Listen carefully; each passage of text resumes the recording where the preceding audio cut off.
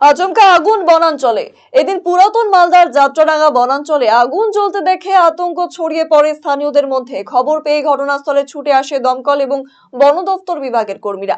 পাশাপাশি যাত্রাডাঙ্গা অঞ্চলের পঞ্চায়েত সদস্য সহ গ্রামবাসীরা আগুন নেভানোর কাজে নেমে পড়ে। যদিও রাস্তা না থাকায় আগুন নেভাতে কিছুটা সমস্যায় পড়তে হয়। অবশেষে বনভূমির পাশে একটি জলাশয় থেকে পাম্প মেশিন চালিয়ে জল সংগ্রহ করে আগুন নেভানোর চেষ্টা করা হয়। যদিও কিভাবে আগুন লাগলো তা বোঝা যায়নি। তবে আপাতত সাধারণের প্রবেশাধিকার বন্ধ করে দেওয়া হয়েছে বনাঞ্চলে। আমাদের এই রঞ্জ কালী মন্দিরের পাশে যেটা আমাদের জালাডাঙ্গা যে ফরেস্ট আছে, সেই ফরেস্টে আগুন লেগেছে। হঠাৎ করে শুনতে পেরে আমরা সবাই এখানে এসেছি, প্লাস প্রশাসনও আছে। সকলের প্রচেষ্টায় এখন আগুন নিয়ন্ত্রণের কাজ চলছে। হচ্ছে বলতে এখানে যে পাতিয়াল ঘাসগুলো আছে, এখানে কোনো একটা অ্যাক্সিডেন্ট, এটা কোনো ক্যানোপি ফায়ার নয় যে গাছের ওপরে ওপরে যাচ্ছে। নিচের কিছু শুকনো পাতা থাকে এবং এই যে পাতিয়াল গ্রাসগুলো থাকে, এগুলোই ফায়ারটা ক্যাচ করে গেছে। তো দমকলও এসেছিলো, পুলিশও ছিল সঙ্গে, আমাদের স্টাফরাও আছে।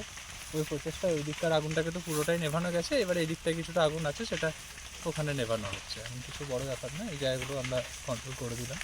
কতটা এরিয়া নিয়ে স্যার এটা আগুন? এখন আই এস্টিমেটে মনে হচ্ছে 3 থেকে 3.5 হেক্টর হয়তো আমাদের পাতিয়াল ঘাসগুলোর ওপরে লেগেছে। গাছ কোনো এফেক্ট হয়নি, সামান্য হয়তো একটু স্ক্যারিং হতে পারে, হালকা একটা আগুনের কাজ, কিন্তু মানে কোনো গাছ মারা যাবে না।